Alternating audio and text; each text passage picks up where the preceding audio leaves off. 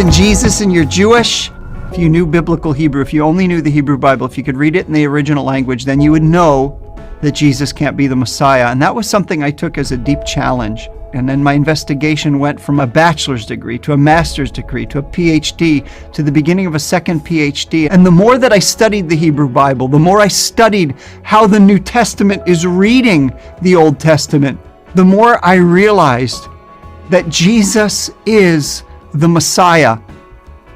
I grew up in New Jersey, very well aware of our Jewish identity. I do remember that whenever my dad was really, really angry, the worst thing he could ever say was Jesus Christ. My mom started to become more and more spiritual, and she started to read the Bible. She started to read the Old Testament, what we called it, or the Hebrew Bible. She became more and more curious intellectually with Jesus. She came home with the very good news to tell my father, Murray, I've been searching the scriptures, I've been reading, I've been studying, and Jesus is the Messiah. My father started to cry.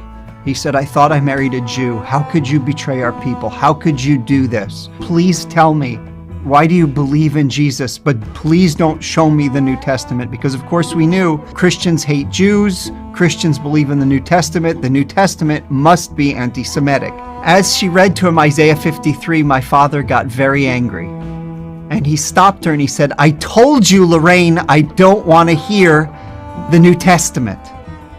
And she stopped and she said, well, Murray, this is our side of the book.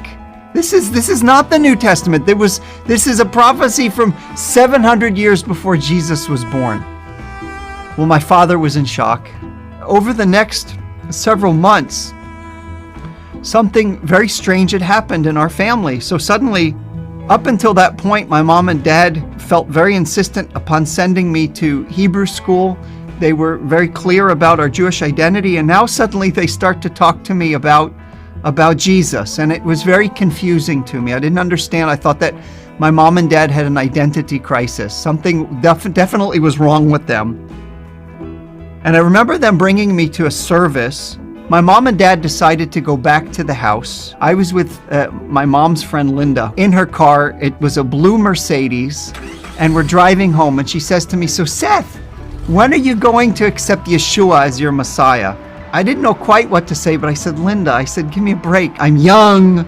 I want to live a little. I want to experience life. I want to enjoy. And she looked at me, she said, Seth, did you know that Jesus could come back at any moment now? I said, okay. Now we're on the highway, we're driving.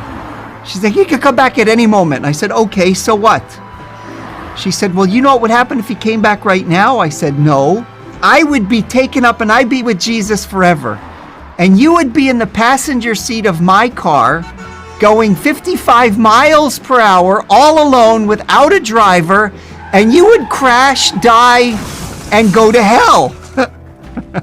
This is true. Jesus, don't come back. Jesus, don't come back. Jesus, don't come back. I was bleeding. Don't come back. And so that was when my prayer life began. I had very, very serious childhood asthma. I was on heavy medications. One of the medications I was on was called prednisone. And prednisone was something that deeply affected my moods. It also affected my shape. I remember looking in the mirror, and I was fat. My face was swollen up. It was red. I already believed in my heart of hearts that I was an ugly kid. I was the ugliest kid in my class. And so I grew up seeing myself as ugly. And then with the prednisone, I just remember detesting myself. There's nothing worse in the world than to look at the mirror and see yourself as ugly. And again, it wasn't just an ugliness of my physical appearance. It was the ugliness of my inability to overcome my own weaknesses, my inability to free myself from sin. I was convinced that God hated me too. And I started to see that I was ugly in God's eyes. And so I went through this never-ending cycle of praying. And so it was as if I would be born again, and then born again again, and then born again again, and born again again. And no matter what I did, no matter how I prayed, this dread sense of terror that I was a dirty, rotten sinner, ugly in God's eyes, that God hated me, and that the first chance he was going to send me to hell. and it really scared me, and I had no hope. Several years later, I found myself in this service, and the speaker, he was a pastor, and for whatever reason, he kept looking my way. And it was odd because he didn't know me, and there were a couple hundred people there, and he kept looking at me, and it felt like he was exposing all the things I hope nobody else would see around me, all the things I hated about myself, all the things I believed God hated about me. And so I'm sitting there, and I'm very uncomfortable. And at the end of the service, I just remember him just inviting people to stand up. I stood up, and I looked forward. And it's as if I saw Yeshua waiting for me. And his arms were stretched out. And up until that moment, his arms were always stretched out in anger. He wanted to strike me down. But this time, for the first time, his arms were open. And all he wanted to do was to hug me. All he wanted to do is embrace me. And it was as if I heard, I did this for you. These scars are for you. These wounds are for you. Of course I love you. Of course I accept you. I came for sinners. And I guess it was the first time that I recognized that Yeshua loves sinners. And I think for the first time in my life, I no longer saw myself as ugly. I no longer believed that lie that I was ugly in God's eyes. And for the first time, I actually truly felt loved from the inside out. And I knew that God loved me. The chains broke. I was new. I was free.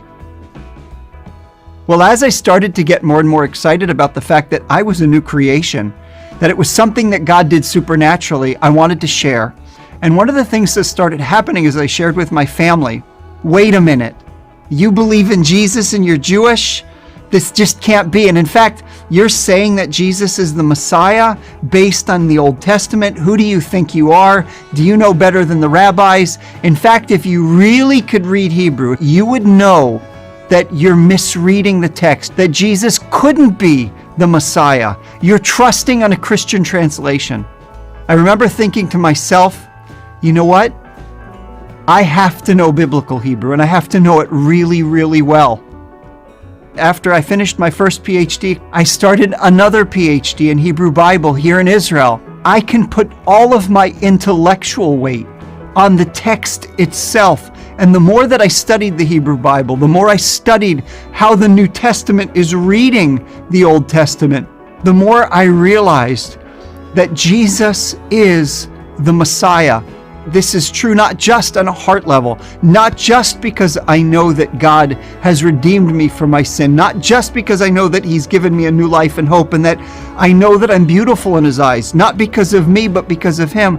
But there's the other side of it, and it's the head side of it, that God calls us as a people to search the Scriptures, to study, to see if in fact Jesus is the Messiah. And I'm convinced with all my heart, to the extent that I've studied all these years, that to understand Moses, to understand the prophets, to understand the writings is, in fact, to see Yeshua, the greatest Jew who ever lived, the Savior of our people and the Savior of the world.